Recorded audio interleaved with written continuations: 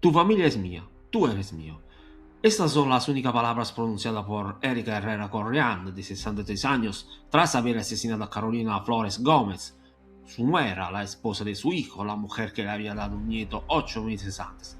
Esas palabras fueron dichas con extrema frialdad a su hijo, Alejandro Sánchez Herrera. El nombre del crimen te relata el feminicidio de Carolina Flores Gómez.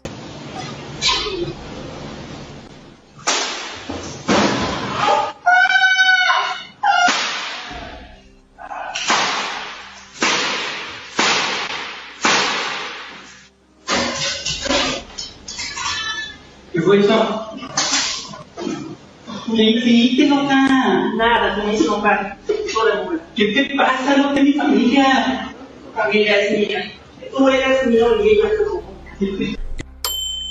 Si por un lado el feminicidio de Carolina resulta estremecedor, por otro deja cuanto menos perplejos la reacción de su marido en los instantes inmediatos al crimen, pero sobre todo el haber denunciado el delito el día siguiente, dando tiempo a su madre para escapar. ¿Por qué Erika Herrera Correan mató a su nuera y por qué el marido no avisó de inmediato a la policía? A estas preguntas, el nombre del crimen tratará de dar una respuesta. Carolina Flores Gómez tenía 27 años, era influencer y había participado en concursos de belleza, ganando el título de Miss Baja California. Pero más allá de esta información de contexto, lo que debe interesarnos es la relación entre la víctima y la asesina, pero también entre madre e hijo. Una relación que podría calificarse de dependencia patológica. En la medida de lo posible, indagaremos a fondo en esos aspectos que están en el origen del delito. Carolina y Alejandro estaban casados desde hacía algún tiempo. Su relación no era bien vista por la madre del hombre, quien evidentemente padece el complejo de Yocasta. Erika no buscaba la nuera perfecta, buscaba eliminar a una usurpadora. La pareja publicaba muchos vídeos en TikTok donde Alejandro le dedicaba mensajes románticos.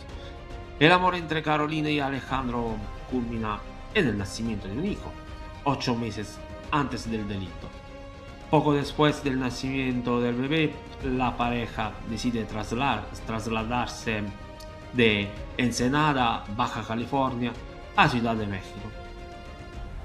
¿Por qué Carolina y Alejandro decidieron mudarse en diciembre a casi 3.000 kilómetros de distancia de su ciudad natal?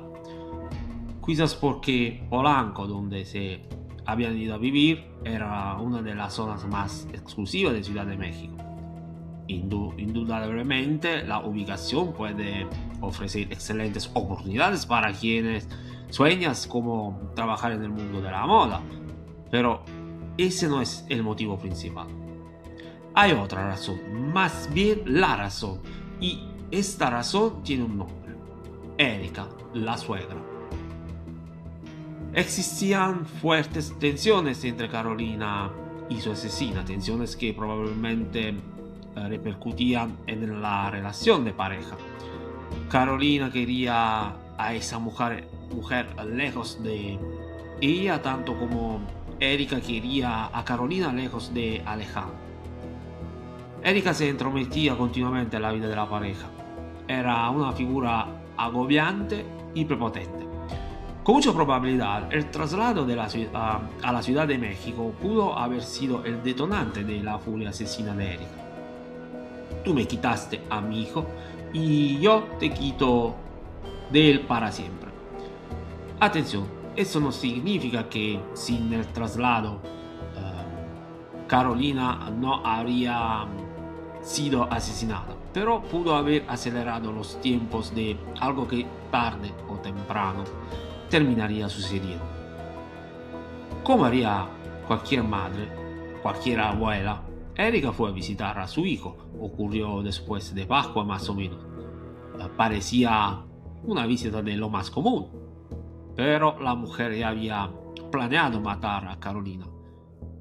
No lo sabemos con certeza, pero podemos hipotetizar que la mujer emprendió el viaje llevando consigo el arma, una pistola de 9 milímetros.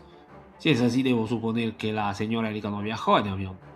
Sin embargo, sobre cómo, el cuándo y cómo la mujer consiguió el arma del crimen, las investigaciones siguen en curso y cabe recordar que por el momento la asesina se encuentra prófuga. Aún quedan muchos puntos oscuros en esta historia. Llegamos al día del homicidio de Carolina Flores Gómez, o mejor dicho, el feminicidio tal como ha sido clasificado por el fiscal a cargo de la investigación. Es el 15 de abril, la secuencia del crimen fue captada por las cámaras y el video fue hecho público por el periodista Carlos Jiménez. Se ve a la víctima dirigiéndose hacia una de las habitaciones y a la suegra siguiéndola. Nada hace presagiar lo que sucede pocos instantes después. La suegra le dispara a Carolina. Le dispara 6 veces en la cabeza y otras 6 en el tórax. Es más que una ejecución, es ensañamiento contra una persona que probablemente falleció al primer disparo. Si es posible, ocurre algo todavía más extraño. Entra en escena Alejandro, lleva en brazo a su hijo.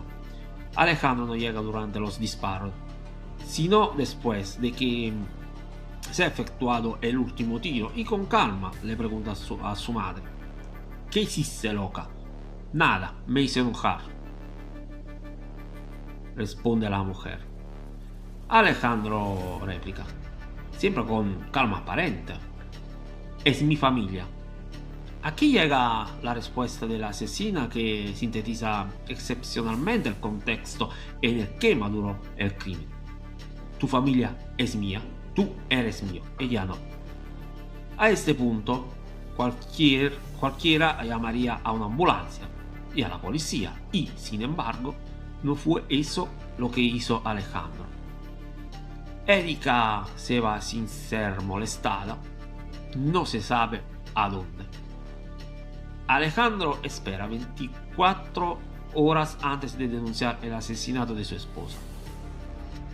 Él y ese bebé de 8 meses permanecen en la casa junto al cadáver. Es un comportamiento que definir como extraño se queda corto. Alejandro es un testigo clave, pero su posición desde el punto de vista penal está aún por definirse.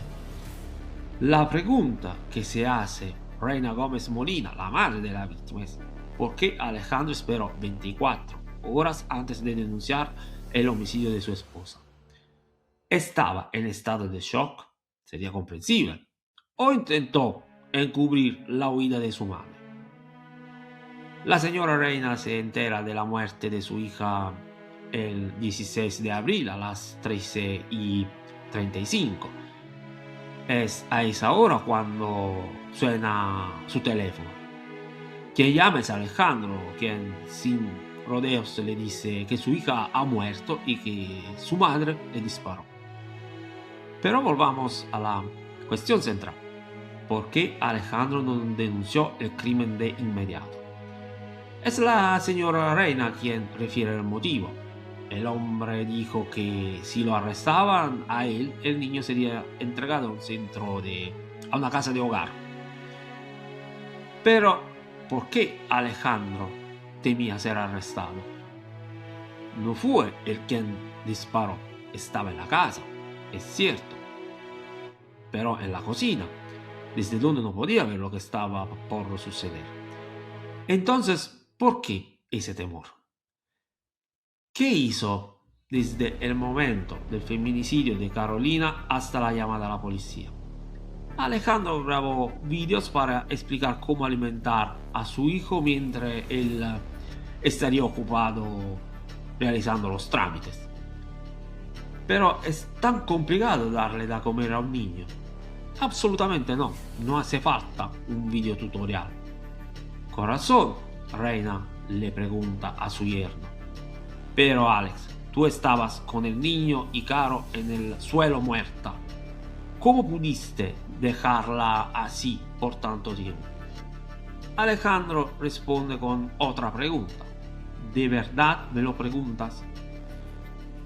En esta historia aún quedan muchos puntos por aclarar. Escriban sus dudas en los comentarios. En nombre del crimen les espera para el próximo caso. Chao, nos vemos.